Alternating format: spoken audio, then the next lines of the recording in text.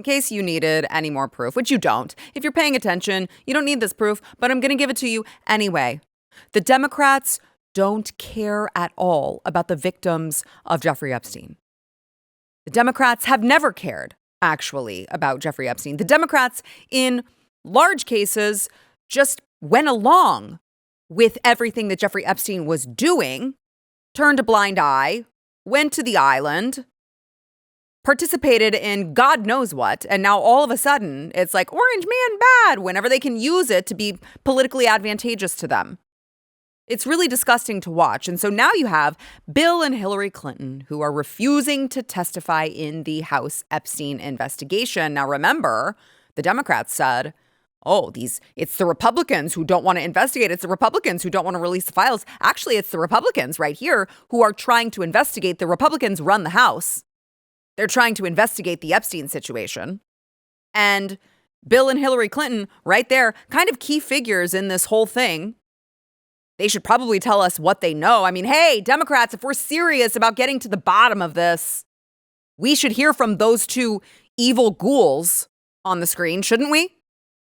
Now, the subheader there is James Comer said he would move to hold former U.S. president in contempt for not appearing for testimony. Now, he needs to. I have my doubts on whether or not he will. It seems to me like Republicans, when they get in power, make all these, they're like, we're going to investigate the investigation. And then when we investigate that, we're going to have a lot of testimony about it. And then when we have a lot of testimony about it, we're going to send a sternly worded letter to the manager. And then we may think about following through with some really, really strict stuff. We might think about it. We might talk about it, never actually do it. Whereas Democrats, you see what they do when they take power. They impeached Donald Trump twice, and they tried to throw him in prison. 91 indictments, 34 felony counts. They actually do want to put us in prison. Republicans are like, yeah, we'll talk about it. I don't know. We'll discuss it. We'll discuss discussing it. And then we might come to some sort of a decision right as we're getting out of power. And then, we can't actually do anything. But the craziest thing about Bill and Hillary Clinton refusing to testify, they released this big grandiose statement. Okay. And they were like, here's the reason why we are not testifying. ICE. Actually, don't try to make too much sense of it because your brain will start to hurt because it's kind of inexplicable, all right? They said, this past year has seen our government engage in unprecedented acts, including against our own citizens. Show me the receipts, Bill. People have been seized by masked federal agents from their homes, their workplaces, and the streets of their communities. Students and scientists with visas permitting them to study and work here have been deported without due process. The people who laid siege to the U.S. Capitol have been pardoned and called heroes. Isn't that so? The people who laid siege to the U.S. Capitol, the day democracy died, they were pardoned and called heroes. I mean, like they marched through on a guided tour. They didn't lay siege. Guys, hold just give me 1 second, Stephen. I've just got to hone in on this point any chance that I get. We're the side with all the guns. If we really wanted to lay siege to the U.S. Capitol, if we really wanted to stage an insurrection, it would not have been a calm guided tour of the Capitol with the Capitol Police just guiding these people down through the rooms and then out with no problem. Our friend Adam Johnson, I'm carrying a lectern. It's so funny. Now I'm going to set it down and peacefully walk out without problem, without violence. That's not how it would have gone if we really wanted to, quote, lay siege to the U.S. Capitol. But these are failed theater kids, as we always like to say. And everything is very, very dramatic. They went on, agencies vital to the country's national security have been dismantled. Universities, media companies, and law firms have been subjected to threats to their funding, access, and licensing unless they made concessions and surrendered their right to constitutionally protected free speech. What are they even talking about? I don't even understand. Are they referring to where the college campuses went and started saying pro-Hamas, like pro-terrorist rhetoric, and they're like, you should be allowed to do that. I don't even think they know what they're talking about. American troops have been deployed on the streets of our towns and cities. Yeah, dipshit, to keep everyone safe. These Democrats have turned our cities into hellholes. President Trump is trying to clean it up. And by the way, as these people talk about, of course, they talk about D.C. when they mention American troops being deployed, the National Guard being deployed in D.C. What's so funny about all of these people who want to complain about the National Guard being deployed onto the streets of D.C., none of those people actually live there. They don't live in D.C. You know where they all live? If they work in D.C., they all live outside of D.C. They all live in Virginia or Maryland. They all live outside of that bubble in the suburbs. Why? Because they're safer. Nobody wants to actually live in D.C. because it was dirty and crime-ridden. That's the dirty little secret they don't want to tell you. They keep on talking about how it's so terrible that American troops, the National Guard, has been called to D.C. All the people who actually live there are like, yeah, it's great. I can actually go out. I can go to a restaurant. I don't have to worry about, crime, about being violently assaulted in the streets, about being pickpocketed, about anything. Because we got the National Guard there. But the Clintons, the elitist Clintons, are here to tell you that you should actually be dismayed at the National Guard helping clean up the streets of D.C. They said the Justice Department has been used as a weapon at the direction of the president to pursue political opponents. I mean, you just couldn't make that up if you tried. Bill and Hillary Clinton are here to tell you. Hillary Clinton, who was in on the meetings with Barack Obama, who all concocted this whole entire scenario where they know the Russia hoax is a hoax and they still use it against Donald Trump. This woman, this ghoul, this evil ghoul was in on all of it. She knew. There were conversations about how they knew that Hillary's health was declining, and this was going to help with that. We now know they all were in on it. And after Donald Trump left office, when he decided to run again, 91 indictments, and Bill and Hillary Clinton are here to tell you they are very, very upset about the DOJ being used as a weapon to pursue political opponents. Isn't that so funny how that worked out? Crickets when Joe Biden was actually doing that. Crickets. But now, because they don't want to testify about Jeffrey Epstein, they don't actually like the weaponization of the Justice Department. And that's what they claim is going on right now. And then, of course, they say most recently and searingly, an ICE agent killed an unarmed mother only days ago. Every person has to decide when they have seen or had enough and are ready to fight for this country, its principles, and its people, no matter the consequences. For us, now is that time. Boy, I would love to know the word count on that. A whole lot of words to say absolutely nothing. A whole lot of words to be like, I'm sorry, I don't, like, what in all of these words that you just strung together is preventing you from going to Capitol Hill and testifying about what you knew about Jeffrey Epstein, who we all are in agreement, or we were until 5 minutes ago, that he was a really bad guy, and we need to know who all was involved with him. And I don't care if it is the current president of the United States. If the current president of the United States knew that he was trafficking girls, was in on it, participated in it, and did nothing to rat him out, call him out, work with law enforcement, which is, of course, what we know that he did, I would like to know. I want to know. It doesn't matter who it was. No, the Clintons, they're standing up because ICE or something. I mean, none of it makes sense. None of it makes sense. Unless maybe, I don't know, but put on your tinfoil hat with me, okay? Maybe they're not going to testify because they know specifically Bill Clinton has a whole lot more to hide and knows a whole lot more about Jeffrey Epstein and his shenanigans, and we're in on said shenanigans more so than we probably previously thought. I know. Just stick with me, okay? Now, There were more Epstein files that were released. We didn't get a chance to really go through all of them because this was over the Christmas break. We were gone. Our entire studio was dark. Even if I had said, hey, I have this stuff, I want to do a show, I would not have been able to because I love my crew and I wanted them to be able to have a Christmas break as well. So we didn't get to go through some of these, but there were new documents, new pictures, new images that came out that I find to be particularly enlightening. I find to be maybe the reason why why Bill Clinton didn't want to testify about Jeffrey Epstein. As we all knew, they're wearing matching shirts. They're besties. Look at them cuddling up to each other. I mean, they seem to be very, very close.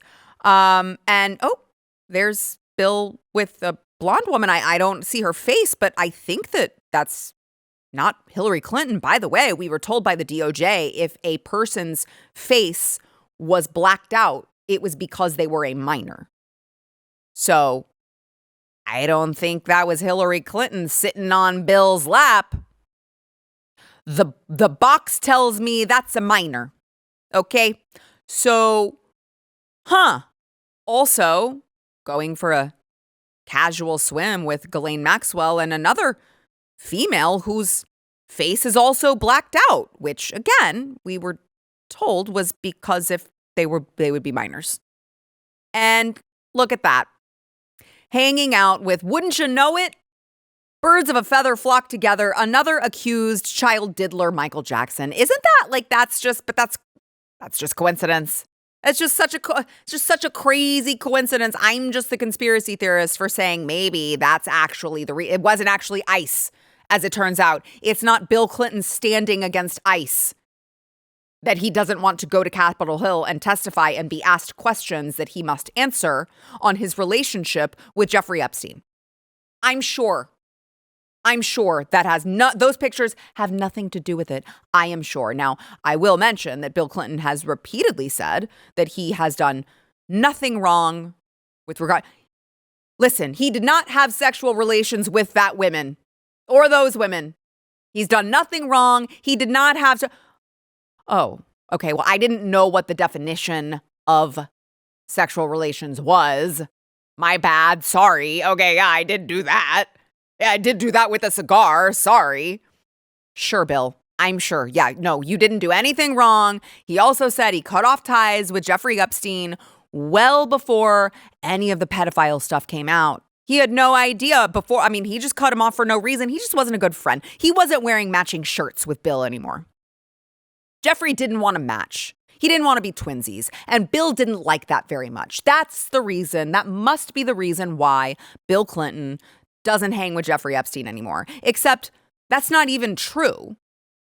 It's not actually the truth because we've got these fun little articles from the Daily Mail that resurfaced in the latest document release exclusive. Bill Clinton pictured with Jeffrey Epstein's social fixer at Chelsea's wedding after severing links with disgraced pedophile. So let's just for just for context here, lay this all out in a timeline. Jeffrey Epstein arrested in 2006. He was sentenced in 2008 of soliciting sex from a minor. That happened in 2008.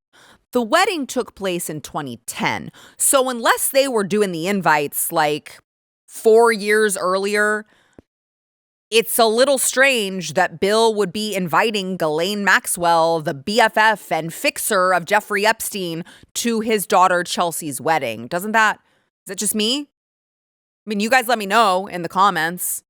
That math ain't mathin' to me. Am I missing? Do you guys often, when you plan weddings, do you invite people? Do you send them save the dates 4 years in advance? Do you get that RSVP 4 years in advance, or is that weird? Okay. Now, it's also crazy to think that the Democrats for almost the entirety of 2025 were just release the files. President Trump, what do you have to hide? Release the files. Now, all of a sudden, they were the party who cares about women and sexual abuse. That was them. They were we always have cared about Jeffrey Epstein. Right now, we didn't care about Jeffrey Epstein in the 4 years that Joe Biden was president. We never once put up a big, deal put up a big dog and pony show, put up a big circus about making sure that the Epstein files were released. But now that dastardly President Trump is back in office, we care so much about releasing the files. What do you have to hide, Donald Trump? What do you have to hide? We just care about the victims. President Trump has a choice. Follow the law and release the files, or break the law and continue to hide the truth from the American people. President Trump, what are you trying to hide? Donald Trump appears to have chickened out on the Epstein scandal. He's caved. It's a complete and total surrender. That the American people just deserve the truth, the whole truth, and nothing but the truth as it relates to the Epstein files that Donald Trump and his minions made a big deal about for years, but now all of a sudden that they're in office, they're trying to bury this information. Just release the files, release them. But that's what's going on here is they want to protect the reputation of these rich and powerful men who showed up in Epstein's rape island and not have them take accountability. Yes, sure. That's what it is. Now, Democrats, what say you on Bill and Hillary Clinton's refusal to testify about Jeffrey Epstein? Because I just heard from you that it's like the most important thing. Oh, wait. Sorry, I just heard a pin drop listening to the Democrats' silence on that matter. Nothing to say about Bill and Hillary Clinton not testifying. Nothing to say about that. Isn't that interesting? It's almost like the Democrats have no morals and no values, no moral compass. They just use things to their advantage politically. It's disgusting. You have a guy who has firsthand knowledge of Jeffrey Epstein. He's probably pictured more than anyone else with Jeffrey Epstein. And by the way, Chelsea's wedding was like early August of 2010. Sorry, early July of 2010. Jeffrey Epstein happened to not be under house arrest anymore. He finished that in August. So he might have even been able to show up. Maybe they did that intentionally because they were like, oh gosh, that's really awkward. The optics of him showing up because he's still our friends, but we don't want people to know. I know. We'll plan the wedding right before his house arrest is up. And then it's like, oh, gosh, shoot. Sorry, Jeff. Your ankle monitor will go off and it'll be really awkward. So, darn it, we wish that you could be here. Now, I will just say, as James Comer mulls all this over, you're going to have a discussion about whether or not you are going to hold Bill and Hillary Clinton in contempt.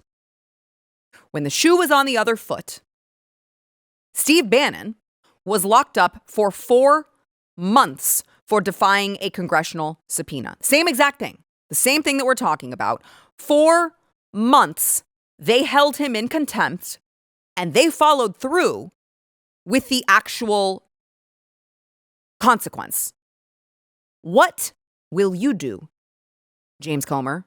What will you do? Because I always said Donald Trump, in his first term, one of his biggest mistakes, 1, was trusting the wrong people, but 2, was saying he was going to lock Hillary Clinton up. We don't need it right now, Stephen. It's just saying he was going to lock Hillary Clinton up and then not doing it. That's it. That was a huge mistake on his part. She was the actual criminal. She is the actual criminal. We have all of the evidence. She is the criminal. He should have locked her up because the message that they sent to the Democrats is, oh, they don't actually understand what time it is. We do mean business. We will lock you up. We do want to throw your ass in prison, Trump, and all of you.